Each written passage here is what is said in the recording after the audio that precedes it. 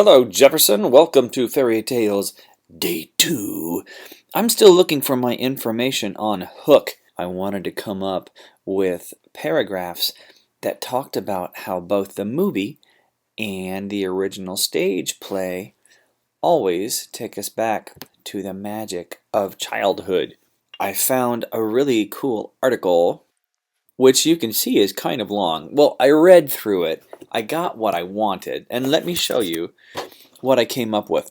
For someone to truly be able to love this film, that's Hook, the fantasy and the magicality must be embraced. Moments that require a suspension of disbelief. That means you have to tell yourself this is a movie and say it's okay if everything's not super duper realistic. Maybe a little bit of playfulness and imagination would be a better way to say it. All these things are called upon as violating the fantasy tone of a children's movie, so the critics think you're stupid if you play make-believe, which I totally disagree. And that's exactly it. Playing along is what the film and Spielberg embrace. Indeed, it's the whole point. Sometimes the elements of theatricality and play are necessary, even when you grow up. So you still have to have a little drama in your life, and you still have to know how to play around. Hook may have been critically maligned. The critics said it was no good, but its box office success and growing legacy as a cult classic children's film suggests that the critics might have been a little bit harsh, and they didn't have a clue what they were talking about. Now, you heard me paraphrasing it as I go. Here's my summary of all that stuff you just read. While Hook was panned or hated by the critics, 90s kids knew a winner when they saw it. I'm immediately comparing the critics, who are the grown-ups, who are the pirates, versus the kids, who are the lost boys. Duh!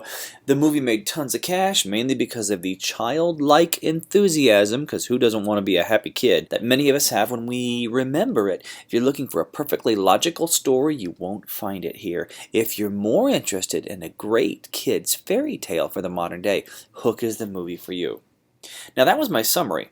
You know what? Some of these sentences are so good, you're going to hear them in my rewrite. But keep in mind, I listened to what the article had to say, and I gave it back in my own language with my own thoughts. So what did I do? I wrote the summary, and while I wrote this paragraph here, the original was not in front of me. So like I copied and pasted this, right? And then I did my summary, and then I clicked, and then I returned a bajillion times. And then I went to my next page. The only thing I looked at while I was writing was my summary. Don't paraphrase with the original in front of you.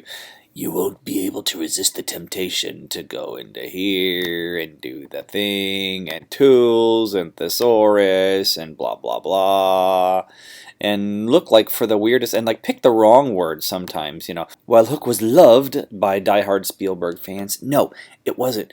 It was hated by diehard Spielberg fans. But let's read the whole paragraph, shall we? Thank y'all.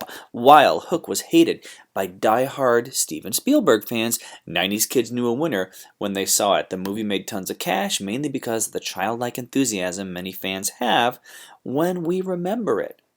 The conflict is clearly defined between the lovable lost boys and the bloodthirsty pirates. This leads us to a huge question. What's more important in life, gold or happiness? The thing that made the critics hate the film so much was what made it so great for children everywhere. Robin Williams and Dustin Hoffman's over-the-top performances, plus music by John Williams, and a great story made it one of the year's biggest releases.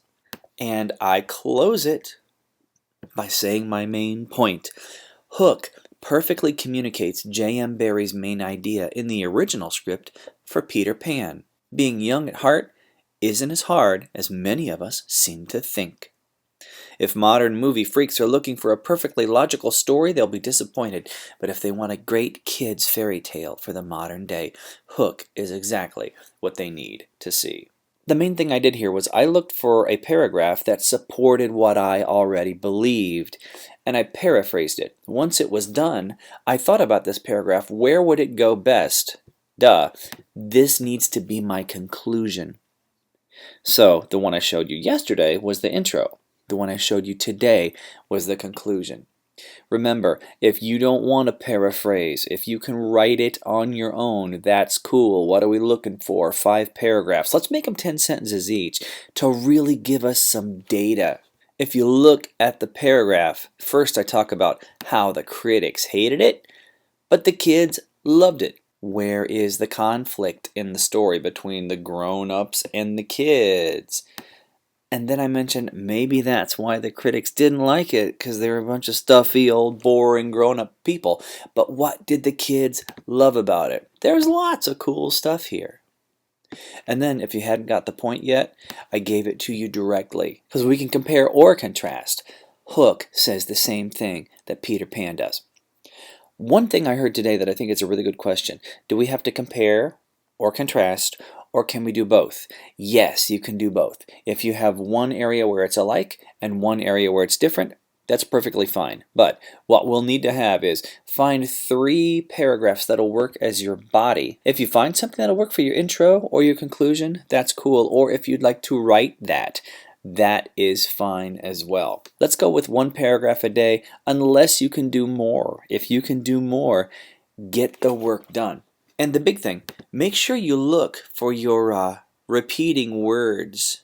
Have yous? Let's find out. No, it looks like I just have 1 children. What about kids? I've got a couple, but my rule is usually you don't want to repeat within 4 sentences, right? But remember, use this search and document window up here to look for your repeaters and get rid of them. That's all I've got for tonight. I'll see you on Monday.